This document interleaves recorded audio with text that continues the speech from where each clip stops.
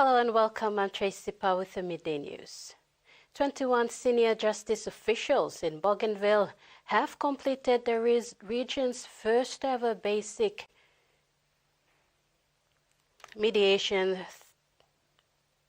skills training aimed at promoting peaceful conflict resolution through dialogue rather than court proceedings.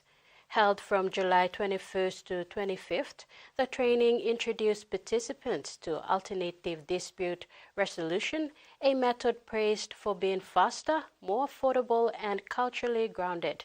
It was facilitated by Deputy Chief Justice Amba Kandakasi and experts from PNG's Judicial Service. Participants included police personnel, magistrates, village courts of representatives, correctional services, and the autonomous Bougainville government's Department of Justice and Legal Services.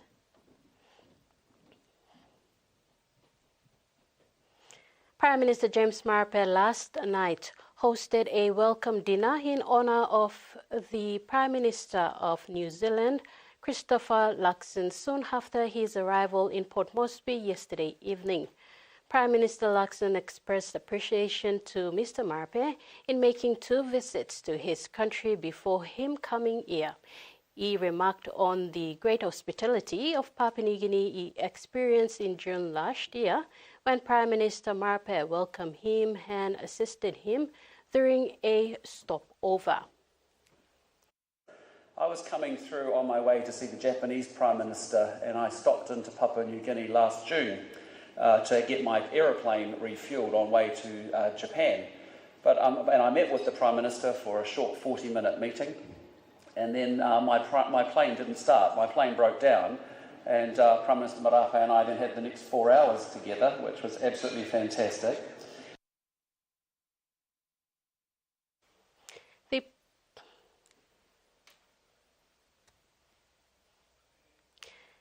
The island's mobile hire cars group recently celebrated the official opening of its new office building in Port Moresby.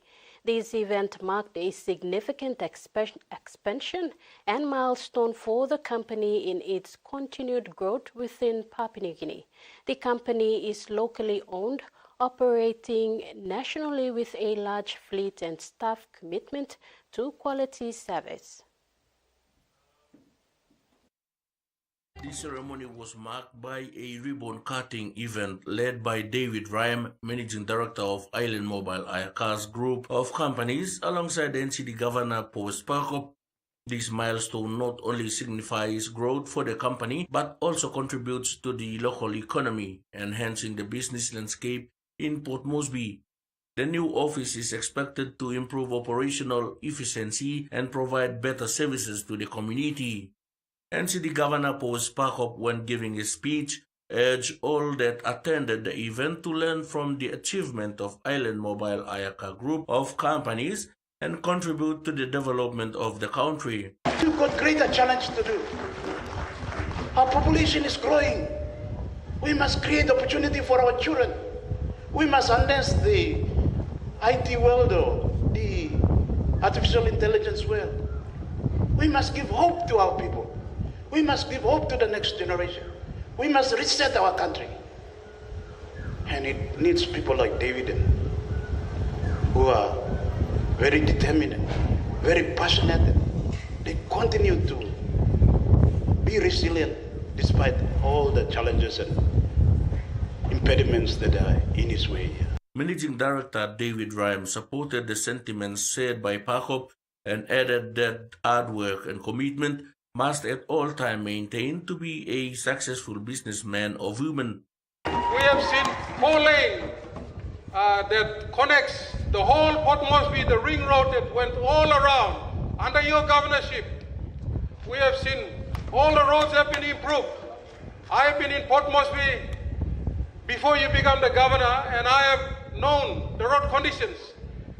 And it has transformed in a very, very big way, and we are so fortunate to have a leader like yourself, Paul Sparkop, a visionary leader, a leader who is serious about development, a leader who is serious about transforming our capital city. And Member for Mulbaya Jacob Maki, who also attended the event, thanked Rhyme for contributing to the development of the nation by providing job opportunities to more than 500 local people around the country.